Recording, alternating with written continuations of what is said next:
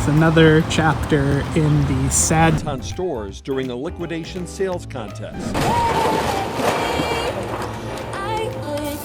Once a beloved department store anchoring malls across America, the Bon Ton was a retail giant that seemed unstoppable, until it wasn't. From its humble beginnings in 1898 to a shocking collapse in 2018, its journey is a tale of missed opportunities, mounting debt, and shifting consumer habits.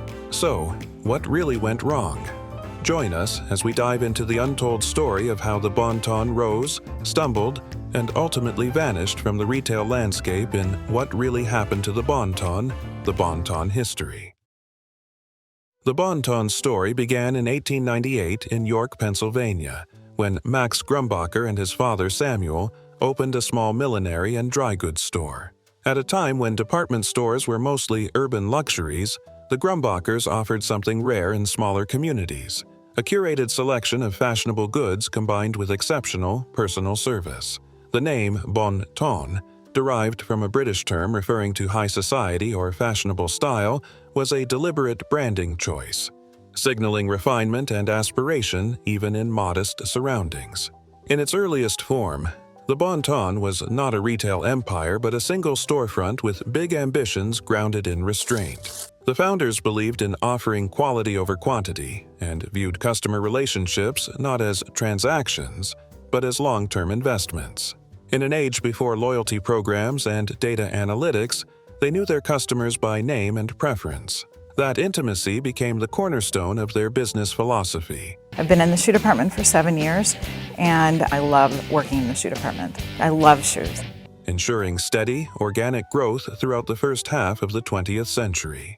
Rather than chasing rapid expansion or competing head-to-head with major urban department stores, Bon Ton charted a quieter, more deliberate path. The Grumbachers understood the power of market focus.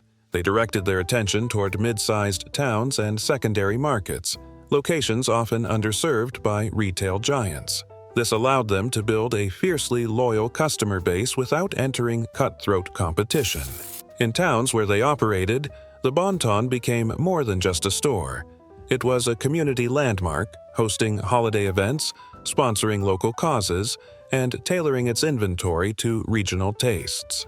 Throughout the early decades, Bon Ton was very much a family enterprise. The Grumbacher family didn't just manage the store, they lived its values. Leadership was passed down generationally, preserving the original vision while slowly adapting to new trends. Decisions were made with prudence rather than ambition. Where others chased national attention, try the Bon Ton Anniversary Sale. Starts Thursday. Your fashion store. Bon Ton quietly expanded its footprint within Pennsylvania and surrounding states, relying almost entirely on profits to fuel growth. There were no leveraged buyouts or speculative expansions, only carefully calculated moves based on a deep understanding of their customers and communities. The company's growth model in these years was the epitome of conservative retail strategy. Each new store was opened only when the company could confidently support it operationally and financially. This risk-averse approach insulated the business from the volatility that plagued more aggressive chains. When the Great Depression hit, Bon Ton survived while others folded, not because it was too big to fail, but because it was smart enough not to overextend. Another key aspect of the Bon Ton's early success was its responsiveness to cultural and economic shifts. As consumer preferences evolved, from handcrafted millinery to ready-to-wear fashion, the company adjusted its product mix accordingly. Rather than clinging to nostalgia, it embraced change selectively and with care. What I like best about my job is the people that I work with, the people that I help mentor. What gives me the greatest satisfaction. Even during World War II, when resources were scarce and consumer spending dipped, the Bon Ton stayed open, offering ration-friendly goods while maintaining service standards. This adaptability deepened trust with shoppers, reinforcing the brand's reliability in uncertain times. The Bon Ton's operations were also distinct in their localization strategy. While many department stores followed a standardized model, Bon Ton tailored each store to its specific community. Managers were given significant autonomy, allowing them to adjust inventory and promotions to match local tastes. This empowered store model built agility into the business structure long before decentralization became a corporate buzzword. By the mid-20th century, the Bon Ton had solidified itself as a respected regional player. It was not flashy, nor was it widely known outside its operating territory, but within its footprint, it was a leader. Customers trusted the brand not just for quality merchandise, but for its ethical business conduct and deep-rooted local involvement. Civic engagement, such as supporting community events, local charities, and educational initiatives, was not a marketing tactic, but a genuine part of its identity. Store manager of this Bon Ton, I'm committed to making your shopping experience friendly and efficient. Our goal is to give you a great experience with complete. In retrospect, the Bon Ton's early decades paint a picture of a company that succeeded by staying grounded. It didn't chase trends or overreach. Instead, it thrived through consistency, humility, and attention to detail. These foundational principles would guide the company well into the late 20th century, creating a legacy of trust that would eventually be tested, but never entirely forgotten. With its modest roots firmly planted in Pennsylvania soil, how did the Bon Ton evolve from a family-run dry goods store into a regional retail powerhouse? Following decades of conservative, community-rooted growth, the Bon Ton entered its golden era during the late 20th century, a period marked by bold expansion, strategic acquisitions, and transformation from a family-owned local chain into a publicly traded regional powerhouse. The catalyst for this transformation came from a carefully orchestrated shift in leadership philosophy, where the company moved beyond its original blueprint to embrace modern retail dynamics without entirely abandoning its founding values. One of the most pivotal decisions during this time was Bon Ton's aggressive expansion through strategic acquisitions. Among the most notable were its purchases of Elder Beerman, Carson Peary Scott, Carson's, Herberger's, Junkers, and Bergner's, each of which extended the company's geographic footprint into new territories across the Midwest and Northeast. These acquisitions were not haphazard. They were designed to reinforce Bon Ton's dominance in secondary and tertiary markets, regions often overlooked by national department store competitors like Macy's or Nordstrom. The company's strength lay in its understanding of these in-between towns, where consumers still sought department store experiences without overwhelming urban competition. What's up, YouTube? It's another chapter in the sad demise of the Oakdale. The leadership transition from the Grumbacher family to a corporate structure in the early 1990s marked a significant turning point. The Bon Ton went public in 1991, trading on the National Association of Securities Dealers automated quotations. This shift provided access to capital markets, enabling expansion at a scale that would have been impossible under private ownership. While the core values of personalized service and community presence remained, corporate governance introduced new efficiencies and broader strategic ambitions. Executives now had to balance quarterly earnings expectations with maintaining the trust of longtime customers. The Bon Ton's ability to capitalize on mall culture during the 1970s through the 1990s was another key driver of its rise. As suburban shopping malls became the dominant retail model, Bon Ton positioned itself as a preferred anchor store, offering fashion apparel, cosmetics, home goods, and accessories in one accessible location. Unlike luxury anchors that alienated price-sensitive shoppers, Bon Ton embraced a moderately priced product mix, allowing it to appeal to a wide economic demographic. In many malls, Bon Ton filled the crucial role of the approachable department store. That school is actually a little bit jittery. I mean, it's older, I can understand that. Refined, but not elitist. This period also coincided with a powerful demographic and economic wave, the maturation of the baby boomer generation. As boomers entered their peak earning years, their appetite for consumer goods surged, and Bon Ton was well-positioned to meet their needs. The company offered products that fit the growing middle-class lifestyle, emphasizing reliability, quality, and affordability. At the same time, the suburban retail boom provided fertile ground for opening new stores across small cities and growing towns.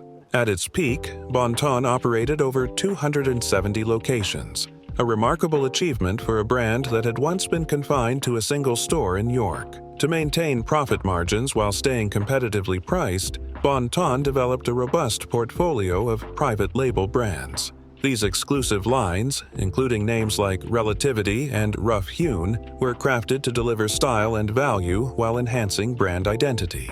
Because Bon Ton owned these labels, it retained full control over pricing, marketing, and inventory. Here, this is the modeled off of a lizard skin, Significantly improving its gross margins in a notoriously tight margin industry. Customer retention efforts were equally effective.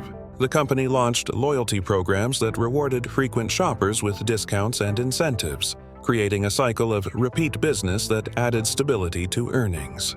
Coupled with localized marketing and regional branding, Bon Ton became a household name in its core markets. Shoppers in Ohio, Pennsylvania, and Iowa knew their store, even if the logo changed slightly with different banners like Herberger's or Yonkers. The shopping experience remained familiar. Remarkably, Bon Ton navigated these decades without becoming embroiled in scandal or major controversy. This relative quietude, compared to the drama engulfing some competitors, gave customers a reason to trust the brand. While others experimented recklessly or overextended into volatile urban markets, Bon Ton stayed grounded, creating a strong, stable presence that won loyalty across generations. In retrospect, the Bon Ton's golden years were built on a delicate balancing act.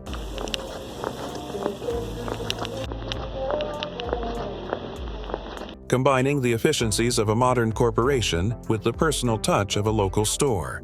It scaled up without losing sight of its roots, and for a time, that balance paid off handsomely. But as the retail landscape evolved once again, those same qualities would be tested by forces far beyond regional competition. As Bon Ton basked in the glow of expansion and consumer loyalty, what early warning signs began to surface beneath its steady success? By the early 2000s, the Bon Ton appeared to be holding its ground as a regional retail staple. However, beneath the surface, deep structural flaws were beginning to emerge. Symptoms of an aging business model increasingly misaligned with modern retail realities. These cracks, though visible to industry observers, were largely ignored by Bon Ton's leadership until they became impossible to repair. At the core of Bon Ton's vulnerability was its overdependence on brick-and-mortar operations. As consumer behavior began shifting toward digital shopping, especially after the dot-com boom, Bon Ton failed to adapt. While competitors like Macy's and Kohl's invested heavily in online platforms, Bon Ton treated e-commerce as an afterthought.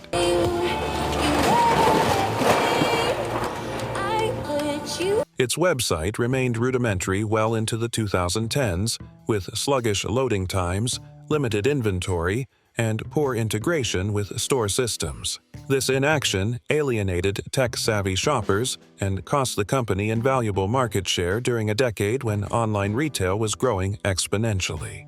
Compounding this problem was the company's mounting debt, largely accumulated from its acquisition spree during the 1990s and 2000s. Instead of reaping economies of scale, Bon Ton struggled to harmonize disparate systems, cultures, and branding strategies. The result was an overextended enterprise with declining profit margins and an unsustainable balance sheet. The Bon Ton's digital transformation strategy, or lack thereof, was particularly damaging post-2000. As competitors adopted omni-channel models that seamlessly merged online and offline experiences, Bon Ton lagged behind. The retailer's mobile app was launched late and lacked key features like real-time inventory or in-store pickup integration. Customer expectations for convenience, speed, and personalization were rising, but Bon Ton's digital ecosystem failed to deliver on any front. The company operated as though traditional in-store shopping patterns would rebound rather than continuously decline. Behind the scenes, operational inefficiencies further weakened the business. Bon Ton relied on outdated inventory systems that lacked predictive analytics or dynamic pricing capabilities. While rivals used customer data to tailor promotions and forecast trends, Bon Ton's stock replenishment remained slow and often mismatched to demand. This led to frequent markdowns, overstocked clearance racks, and an inability to respond to fast-changing fashion cycles. Responsibility is putting the customer first. That means giving everyone who walks through our doors. Meanwhile, the external competitive landscape was becoming increasingly hostile.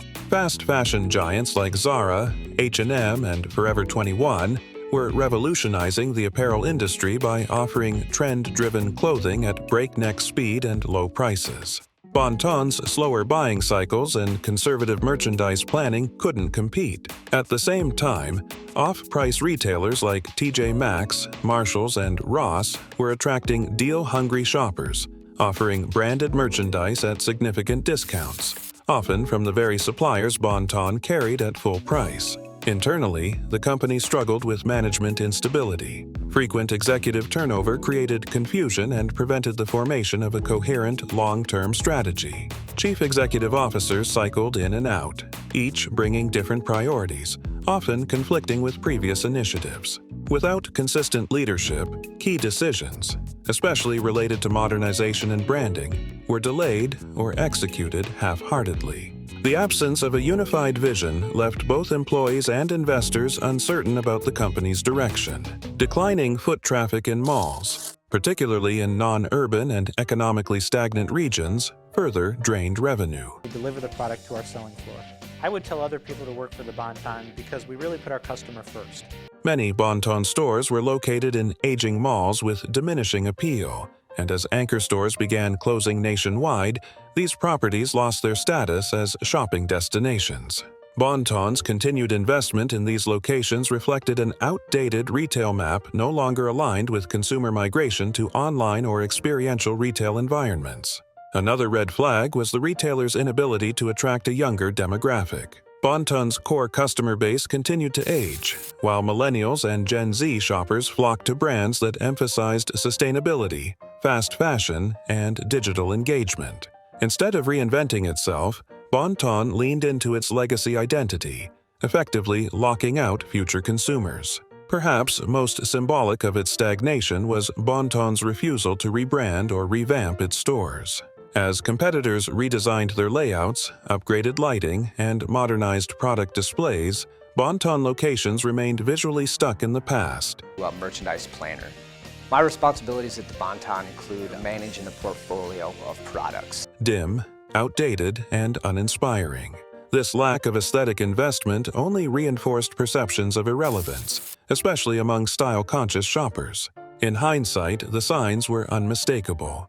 Bon-Ton was not undone by a single crisis, but by a steady accumulation of ignored warnings. What once worked no longer did, and the company's unwillingness or inability to evolve in time set the stage for its eventual downfall. When long-ignored cracks widened into irreversible fault lines, how did Bon-Ton's final efforts to survive ultimately lead to its collapse? By early 2018, the Bon-Ton's long struggle to remain relevant in a rapidly evolving retail landscape came to a definitive and public end. After years of mounting losses, failed transformations, and strategic inertia, the company filed for Chapter 11 bankruptcy on February 4, 2018, burdened by more than $1 billion in debt. This marked the formal collapse of a retail chain that had once thrived as a respected regional powerhouse. The bankruptcy filing was not a sudden decision, but the culmination of years of financial mismanagement and strategic missteps. Bon-Ton's debt had grown untenable, much of it inherited from acquisitions that had failed to deliver sustainable profits. Although management had tried to explore restructuring and sale options, efforts to find a buyer proved futile. Several potential purchasers, including private equity firms and retail turnaround specialists, were unwilling to assume the chain's liabilities or invest in a brand that lacked digital infrastructure and long-term growth potential. We have over 26 million square feet of high-quality, well-positioned real estate. As bankruptcy proceedings progressed, it became clear that liquidation was the only option left. In April 2018, the court approved the sale of Bon-Ton's assets to a joint venture of liquidators, signaling the end of the company's 120-year history as a physical retailer. Despite vocal community support and efforts by local groups to keep stores open, Particularly in hometowns where Bon Ton was a major employer, all 250-plus locations across 23 states were ordered to close. The shutdown sent shockwaves through the regional economies where Bon Ton had long served as an anchor tenant and community fixture. The liquidation process itself further eroded the brand's image. Deep discounts were applied across merchandise in a desperate attempt to offload inventory, turning once respected department stores into fire sale zones. Fixtures were sold off, employees were laid off with minimal notice or severance, and loyal customers witnessed the disintegration of a brand they had supported for decades. The rapid decline reinforced a narrative of mismanagement, and instead of nostalgia, the final weeks were marked by chaos and resentment. Met, as well as approaching the associates and coaching them to service our customers better. The Bon Ton's digital infrastructure, or lack thereof, was one of the key reasons it couldn't pivot or survive. As other struggling department stores used bankruptcy as an opportunity to streamline operations and expand online, Bon Ton had no solid e-commerce platform to build on. Its website lacked the sophistication and agility needed to absorb displaced in-store shoppers. With no seamless transition to digital, customer attrition accelerated, and the company was unable to capture even a fraction of its business through online channels during its final months. Years of operational inconsistency had already weakened brand loyalty, which crumbled further during the closure process. In-store experiences varied dramatically between locations, with some stores poorly staffed and others offering outdated inventory. Customers who might have rallied around a thoughtful rebranding effort were instead met with clearance bins and bare shelves.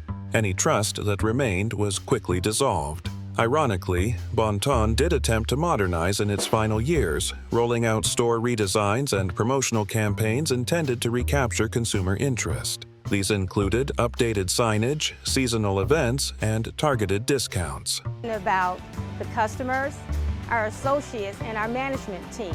However, these efforts arrived too late and lacked the scale or innovation necessary to make a difference. The investments were superficial and did little to address the underlying issues of poor merchandising, lackluster digital presence, and declining mall relevance. The human cost of Bon Ton's collapse was steep. Thousands of longtime employees were laid off with little support, drawing negative press, especially in communities where the company was a major employer. The abrupt, impersonal closures alienated loyal workers and customers alike. To investors and creditors, Bon Ton was a lost cause. Defaults and the lack of a credible turnaround plan eroded trust, cutting off its last lifeline. With no capital, no buyer, and no path forward, the company unraveled store by store. Ultimately, the final nail in Bon Ton's coffin was its growing disconnect from customer expectations. As retail shifted toward experience-driven shopping, convenience, and personalization, Bon Ton offered none of these in a compelling way. Its merchandise, pricing, and marketing failed to resonate with newer generations, while its legacy customers found little reason to stay.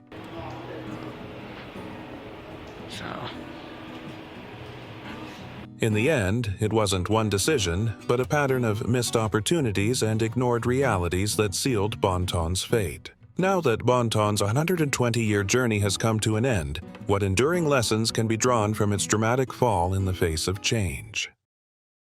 The collapse of the Bon Ton is more than just the story of a single company's failure. It is a cautionary tale for the entire retail industry. It underscores how even well-established brands with regional loyalty can falter if they ignore evolving consumer expectations and industry trends. Bon Ton's major misstep was failing to embrace digital transformation early.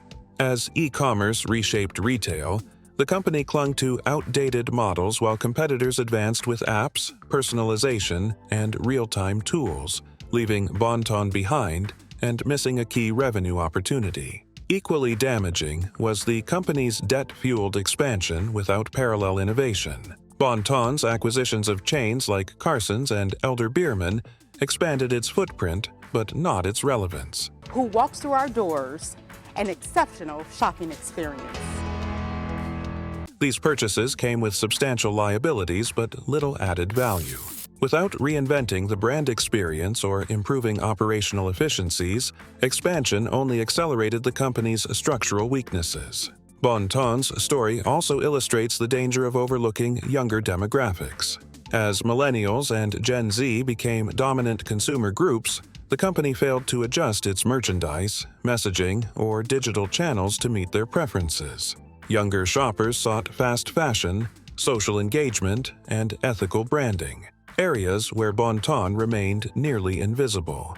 Over time, this generational disconnect led to a slow but steady erosion of the customer base. Bon Ton's dependence on mall-based retail became another fatal flaw. As foot traffic in malls declined and anchor stores began shuttering nationwide, Bon Ton clung to outdated real estate strategies. In the post-mall era, success required either a compelling in-store experience or a strong online alternative.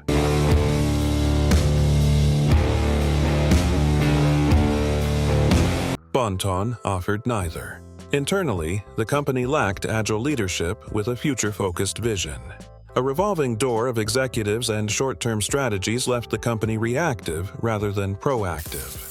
In a rapidly changing market, such stagnation proved lethal. The company also became squeezed between luxury retailers and discount chains. Bon Ton occupied a vulnerable middle ground, neither exclusive nor aggressively priced. Without a clear identity, it struggled to differentiate itself. In a market where brand storytelling and relevance drive loyalty, Bon Ton relied too heavily on its legacy status. But loyalty is not permanent. It must be earned through consistent innovation, relevance, and emotional engagement. The lesson isn't that brick and mortar is dead, it's that physical retail must now be experiential, service-driven, and seamlessly integrated with digital platforms. The Bon Ton's fall is a stark reminder that legacy alone cannot sustain a company. For retailers today, evolution is not optional, it is existential.